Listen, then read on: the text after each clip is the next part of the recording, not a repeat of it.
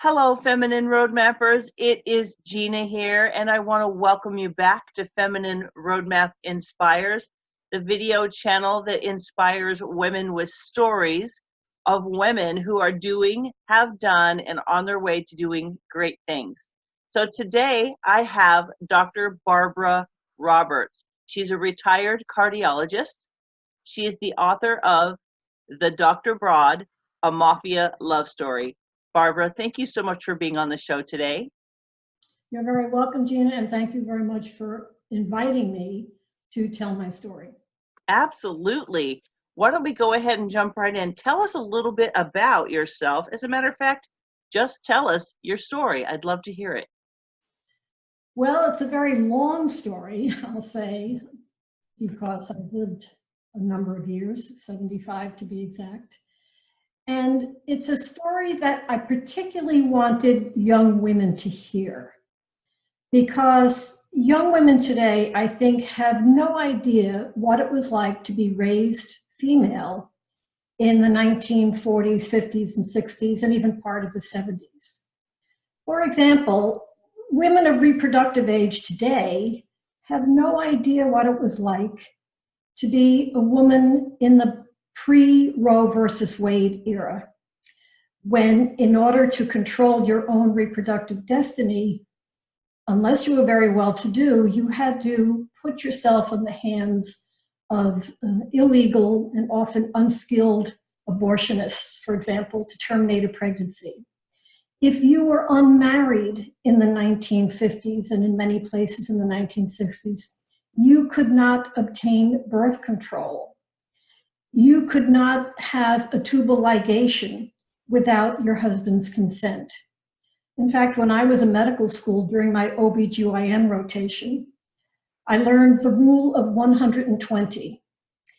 And the rule of 120 was that if a woman's age multiplied by the number of her children equaled 120, she could have a tubal ligation. In other words, if you were 20 and had 6 children, you could get a tubal ligation. If you were 30 and had 4 children, you could get a tubal ligation. If you were 40 and had 3 children, you could get a tubal ligation. But if that number was less than 120, the physicians would not do a tubal ligation. Women were basically absent from the boardroom. They were absent from professional sports, with the exception of golf and tennis. The number of women who were physicians or lawyers was a tiny fraction of what it is today. And yet we're at a time in our political history when all of these hard-fought rights, the rights that younger women's mothers and grandmothers fought for, are coming under increasing attack. So my story really starts out in this era when women did not have the rights that they have today, the rights that are so endangered. And it tells a story of a woman who was extremely unlikely to have any involvement with the mob, never mind become a mob doctor and a mob mistress. Because I was raised as the oldest of 10 children in a devout Catholic family. My parents and their friends belonged to the Catholic worker movement. They were followers of the radical Catholic pacifist Dorothy Day. And they and their friends decided that they wanted to raise their children away from the temptations of the big city in this case being New York City.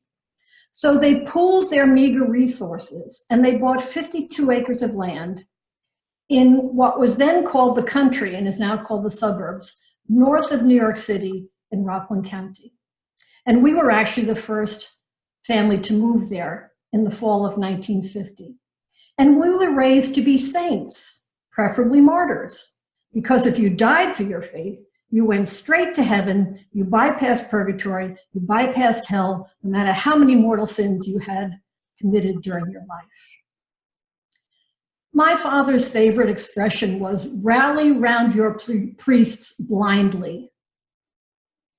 There was a plaque on our dining room wall which read, "Christ is the head of this house, the unseen host at every meal, the silent listener to every conversation. Talk about Big Brother.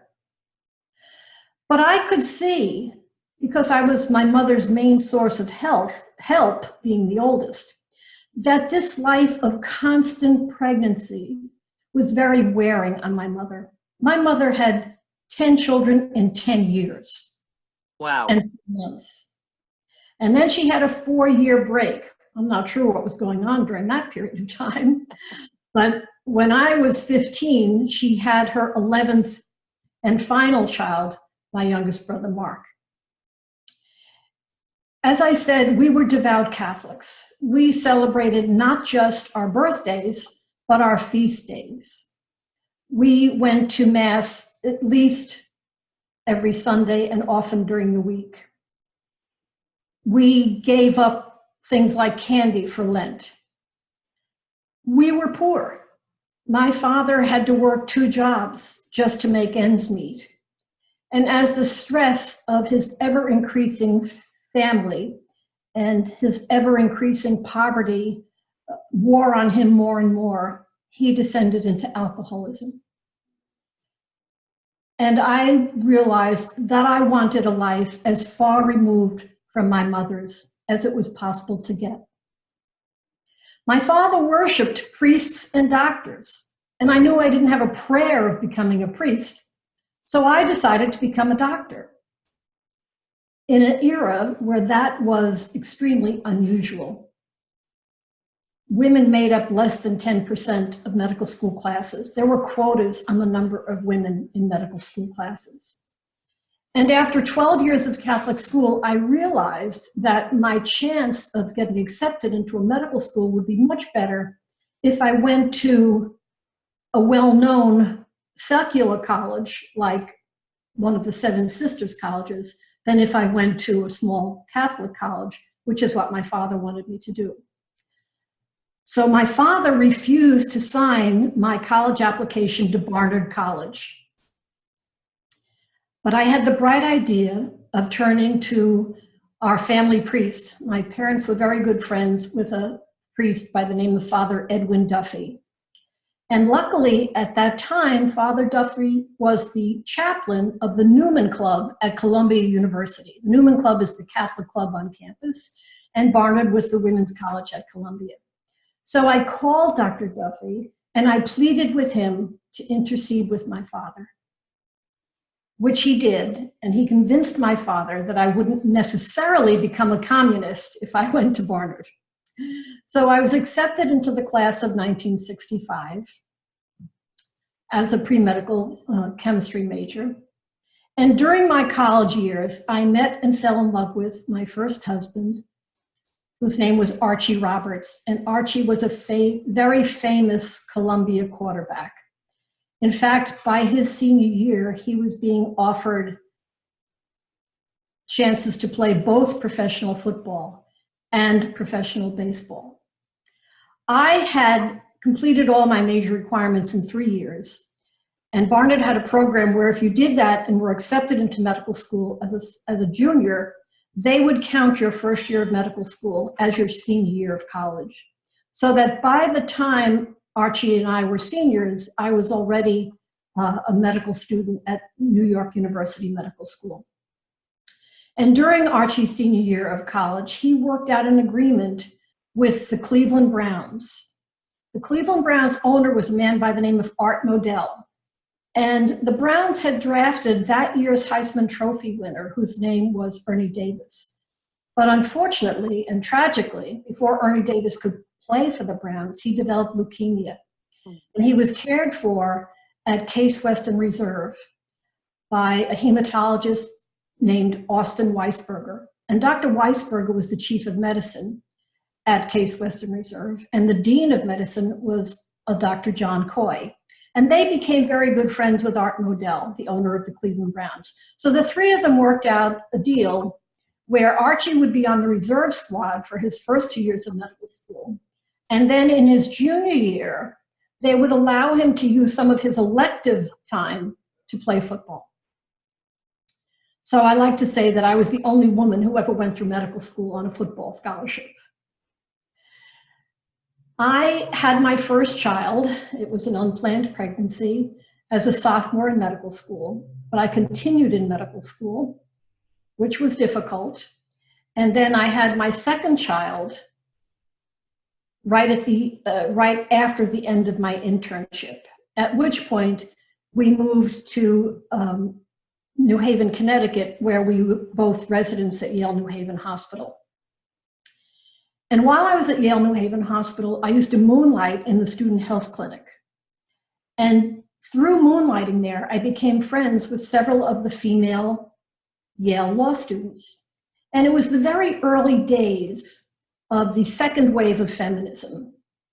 And I started reading books like Sexual Politics and the Dialectic of Sex. And I came to realize that even though I was leading a life that to some people would seem liberated, I was not liberated at all. All of the childcare, all of the housework was my responsibility. When I asked Archie to help, when I asked my husband to help with the children or with the housework or with the cooking, he would refuse and say, no, that's women's work. And as you can imagine, this put a stress on our marriage. Now, the female law students told me that they were bringing a class action suit against the Connecticut abortion laws. Again, this was before Roe v. Wade. And I wound up being the medical coordinator for that suit. And I also met other women who, in addition to being active in the pro-choice movement, were active in the anti-Vietnam War movement. It was the height of the Vietnam War. We're talking now 1970, 1971.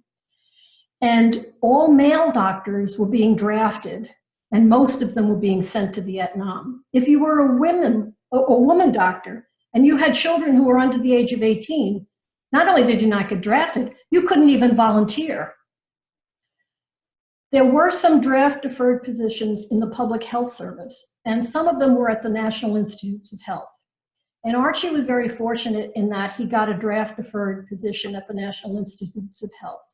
And I was fortunate enough to get a job there that did not come with a draft deferment. And so after 2 years in New Haven, we moved to Bethesda, Maryland, where I became even more active in the women's movement and the anti-war movement. In fact, I spoke at the last mass anti-Vietnam War demonstration on the grounds of the Washington Monument on the day Nixon was inaugurated in 1973. But during our 2 years in Maryland, our marriage came to an end. And after a brief but very acrimonious custody suit, when I moved to Boston to do my cardiology fellowship, the children came with me. And Archie moved to New York to continue his training, and he very quickly remarried, and his wife very quickly had twin daughters, and she already had 2 children from her first marriage. In Boston, where I was doing my cardiology fellowship at one of the Harvard teaching hospitals, I met a man who eventually became the father of my youngest daughter.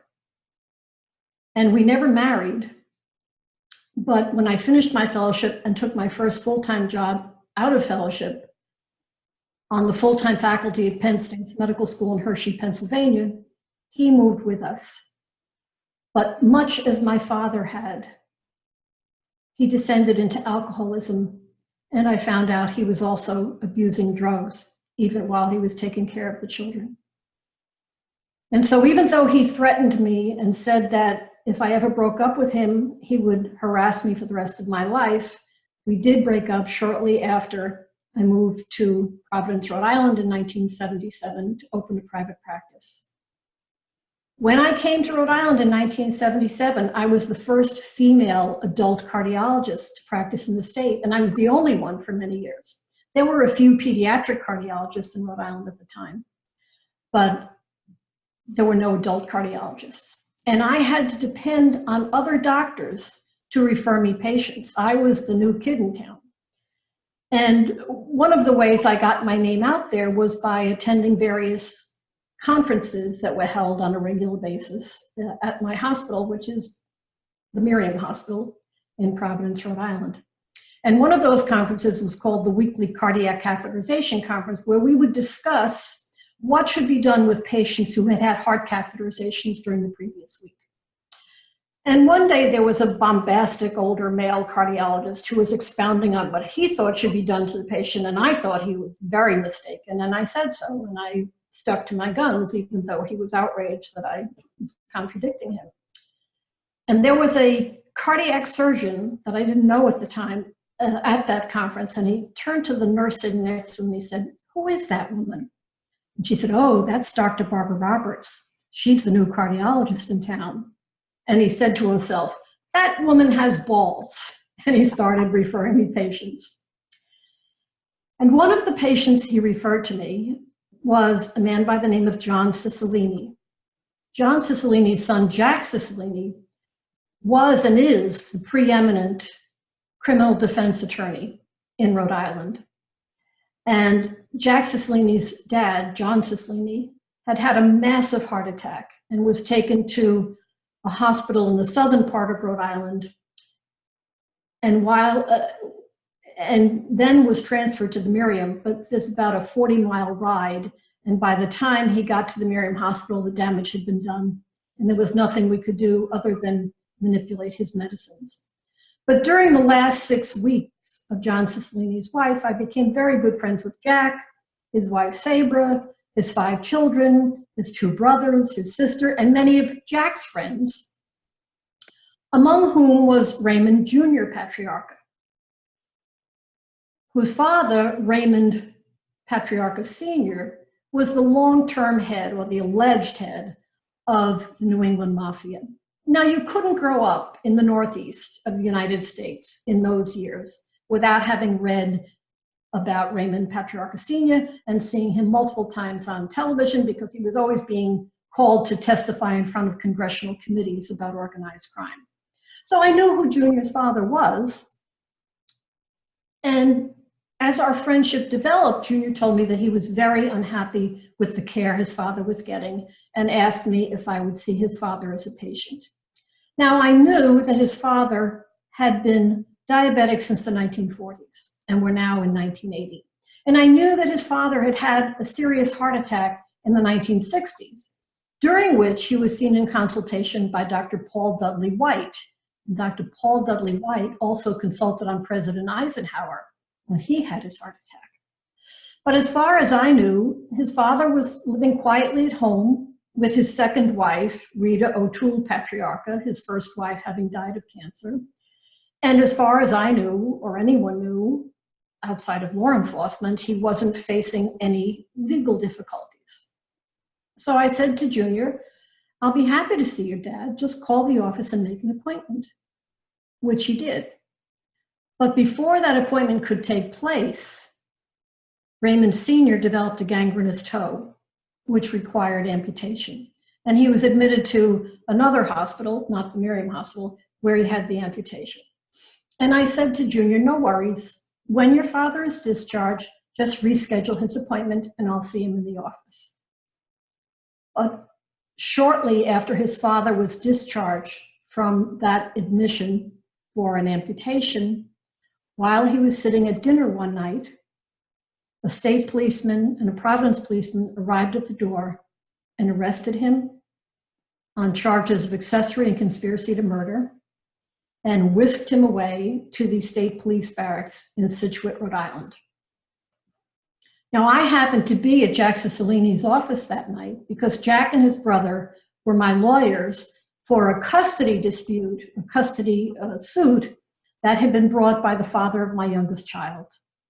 Even though we had never married, he was suing me for common law divorce, palimony, and custody of our young daughter on the grounds that I was an unfit mother.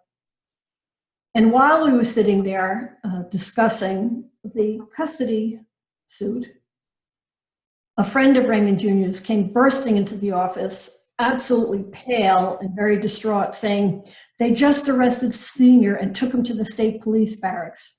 And Rita and Junior want somebody to check on him. They want one of his doctors to check on him because he had taken insulin, but he was too upset to finish eating and he forgot his nitroglycerin." And I said, well, let me try and reach some of his doctors, because I knew who his other doctors were, and I couldn't reach them either. And they kept insisting, Maddie, Junior's friend, kept insisting that, you know, a doctor had to go and check on Senior. And I had already agreed to take on his care. So eventually I said, well, all right, I'll go and check on him. And one of the young law associates in Jack's office drove me out to Scituate. It was December 4th, 1980. And on the way out there, I'm just thinking, oh, what have you gotten yourself into, Barbara? But on the other hand, I felt that I had already made a commitment to take care of him as a patient. And I expected I would get there and everybody would be standing around looking very solemn, and people would be speaking in low voices. And I get there and it's more like a rowdy homecoming party at a college reunion. And Jack was in great good humor, and there were, it seemed like, dozens of people around, all talking at the top of their voices. And Jack was, you know, saying to everybody, this is Dr. Barbara Roberts. She's Raymond Sr.'s cardiologist. And Raymond Sr. was nowhere to be seen. And Jack said to me, he's in a private office with Major Benjamin. Major Benjamin was the second in command of the Rhode Island State Police. So Jack said, I'm going to go in and tell him that you're here to check on him because Raymond and Junior are concerned. So Jack came out and he said, okay, you can go in. He said that to me. So, you know, this is about 8 years after the Godfather movies had come out. So what do you think of, what do you have in your mind when you're about to meet an alleged mob boss? Well, of course, you're thinking, you know, something along the lines of Marlon Brando. But that was far from what I saw. I walked into the room, and the first thing I thought was, oh my God, he's so tiny. Because he was a tiny, shriveled little man.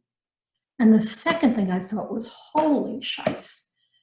This man looks like he's going to have a cardiac arrest, and I'll never be able to resuscitate him here. Because he was cyanotic. He was sweaty. He was having labored breathing. And when I asked him if he was having chest discomfort, he said he was. And I said, when did it start? And he said, about 2 hours ago. And I said, did you take your nitroglycerin? He said, no, I left it at home. At which point Major Benjamin pipes up, hey doc, he can borrow one of mine. And I said, no, I don't think that's such a good idea because I'm not sure what his dose is. But someone was dispatched to Raymond Sr.'s home to get his nitroglycerin. And then I asked him if I could examine him. And when I did, I became even more alarmed because he was having frequent extra beats. His pulse was highly erratic. And an erratic pulse in someone who's having a prolonged anginal attack can be a harbinger of sudden death. So I told Major Benjamin, I said, this man is very sick. He has to be admitted to the hospital. And he said, oh, no, we can't allow that. He's been arrested on capital charges. And I kept insisting that he was in danger of sudden cardiac death. So finally he had me call Colonel Stone, and Colonel Stone said the same thing. And I kept insisting that if he didn't get the proper treatment, he could die that night. So finally he very grumpily said, well, speak to the state police surgeon. So he gave me the name and number, and I called the state police surgeon, and I gave him the history I had obtained and the results of my physical exam. And he said, oh, you're absolutely right. This man has to be admitted to the hospital immediately. So I called Colonel Stone back and told him that, and he said, well, I want him admitted to Fatima Hospital because that's the only place where we can keep him under 24-hour guard. And I said, that's not true, Colonel Stone. He said, remember Anthony Sfamini? Anthony Sfamini was coincidentally another client of Jack Cicilline's who, while he was out on parole, had been shot in the head, rolled up in a rug, stuffed in the trunk of a car, and left for dead. But he was discovered and taken to the Miriam Hospital where he was resuscitated and actually survived under 24-hour guard. And I knew that Colonel Stone knew about this case. And when I brought this up to him, he finally had to accede, and he allowed Raymond to be admitted to the Miriam Hospital for what turned out to be a 6-week hospitalization. And the headlines the next day were, you know, huge headlines. Patriarca arrested on capital charges, admitted to the hospital. And within a day or two, I was publicly identified in the newspaper as Raymond's cardiologist. At which point I got a phone call from a young man that I had dated briefly after moving to Rhode Island. And even after we stopped dating, we remained friends. And he said, "Doc," they all called me Doc, "I have to tell you a funny story." I said, "Okay." He said, "Remember so-and-so?" And he named a friend of his. I said, "Yeah, I remember him." He said, "He called me yesterday." He said, "Hey, Vinny, remember that Dr. Broad you used to date? She's the old man's doctor now." And I thought that was hilarious because I thought I was the farthest thing from a broad. To me, a broad was a woman with large breasts and small frontal lobes of the brain, and I was just the opposite. At least I'm sure about the breast part. So, but that was one of the few laughs during those next few months, because my going to bat for Raymond, because it became apparent to me very quickly that he had severe, severe cardiovascular disease, and the least little stress, whether it was walking across a room or being told that he was going to be indicted on another charge or the threat of a looming trial, would be enough to trigger severe angina. Now, how do I know he wasn't faking? Well, it's very easy to tell, because if you have someone hooked up to an EKG while they're having an attack of angina, there are characteristic changes that occur in the EKG, and Raymond Sr. had those changes every time that he had angina in any kind of stressful setting while he was being monitored. And so I realized that not only did I have to have him on a good medical regimen, but I had to, as much as possible, keep him away from stressful situations. And over the next couple of years, I was called upon to testify about his health in multiple courts, in multiple jurisdictions.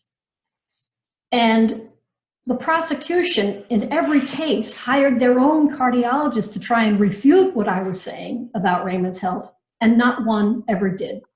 Not one contradicted what I said about Raymond's dire medical condition and dire prognosis if he was subjected to trial. But again, I was made to pay for what I felt was just fulfilling my Hippocratic oath. Now remember, the Hippocratic oath is something that all medical students take as they graduate from medical school. And central to the Hippocratic oath are two things. One, do no harm. And two, I will put my patient's interests ahead of my own. Not my patients who don't have a criminal record, not my patients who aren't facing capital charges. I will put every patient's interests ahead of my own. My children were subjected, at least the older two who were in school, to taunts and hurtful comments about their mother.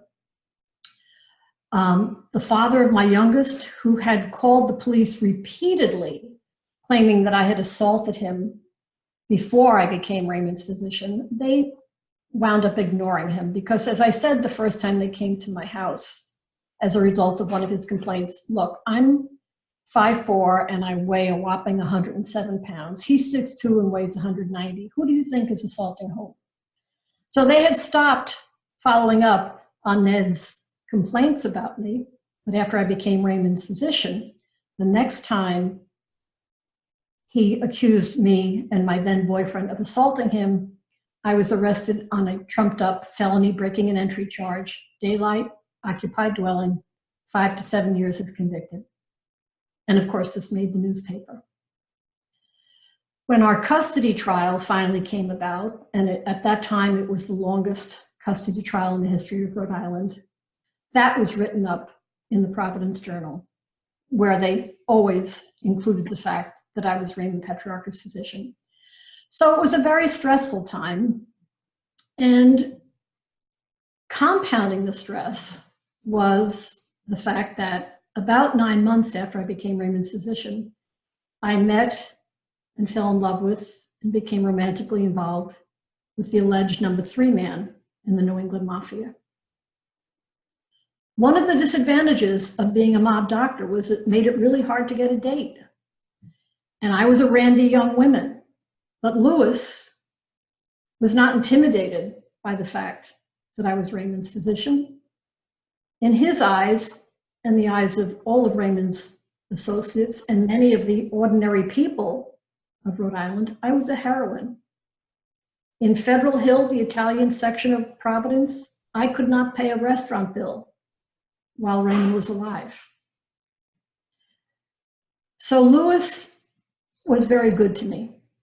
And we had to keep our affair very secret because the credibility of my testimony about Raymond's health would have been severely impacted, if not destroyed, if it became public knowledge that I was romantically involved with another alleged organized crime figure. And the police never did find out about our affair. Until, fast forward to 2016. I had bonded with a woman by the name of Sheila Bentley back in the 1980s because we were both infamous Rhode Island women. Sheila was the ex-wife of the notorious Providence mayor, Buddy CMC, who wound up serving almost 5 years in prison on racketeering charges. And Sheila picked me up for lunch one day from the hospital. And in her car, she had a copy of the Providence Journal. And the headline read, "Crime Town Comes to Providence." And it was all about a new podcast, which was being co-produced by two Emmy Award-winning producers, Mark Smerling and Zach Stewart-Pontier.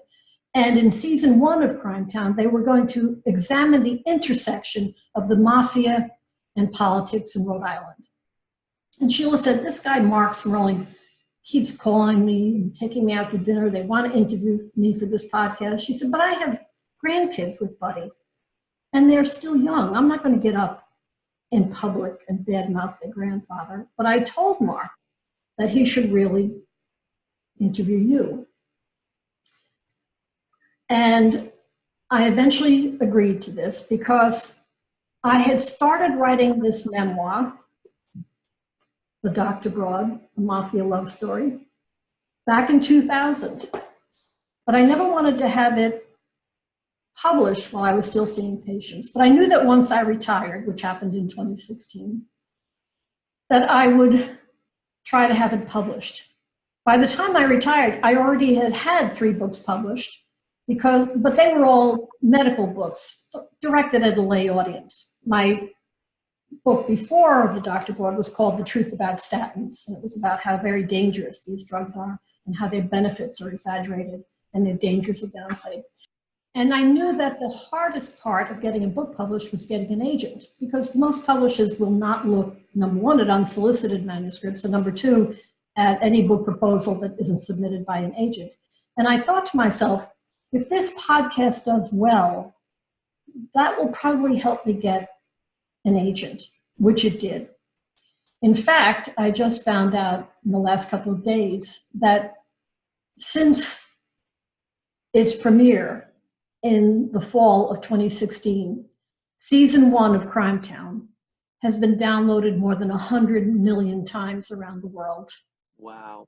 And my episode 11, also entitled The Dr. Broad, was downloaded over 400,000 times in the first 24 hours after its release. So the story, part of the story of the mafia got out there as a result of Crime Town. And as I said, it did help me get an agent because the agent was a big Crime Town fan, and he actually came looking for me when a mutual acquaintance told him that I had written the memoir. So the book came out on September 3rd, and I've been busy doing a book tour and book talks and book signings to promote it. But as I say in the preface to this book, this is not just a mafia story. This is a story of a woman who was born in mid-century America, but came of age in a very different world.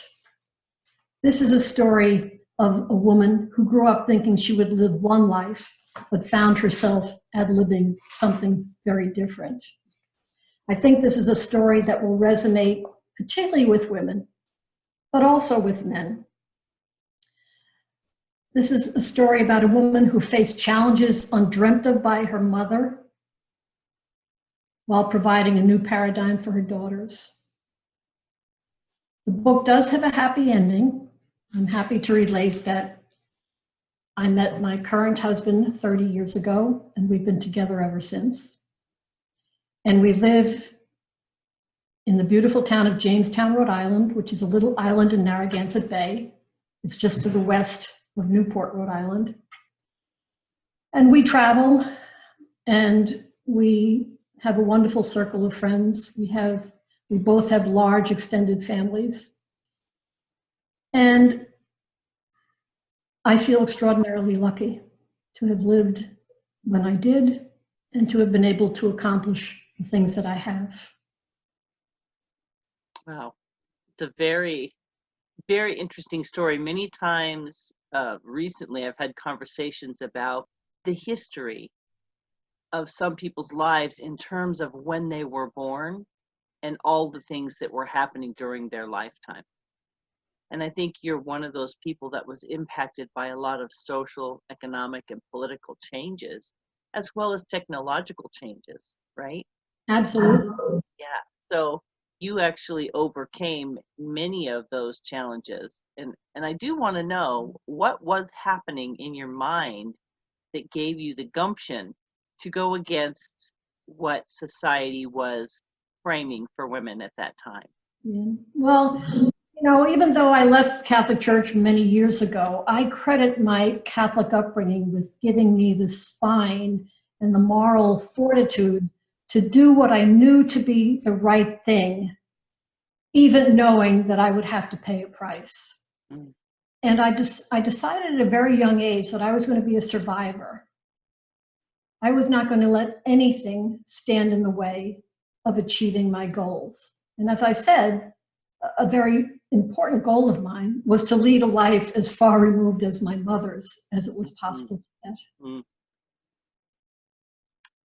And how did your children fare? My children fared very well, thank you. They're all middle-aged now, and they're all doing well. Awesome, awesome. Now, where can people find your book, Barbara?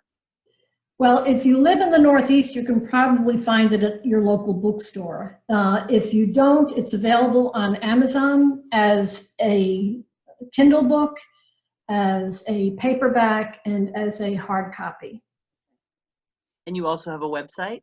I have a website. It's thedrbroad.com.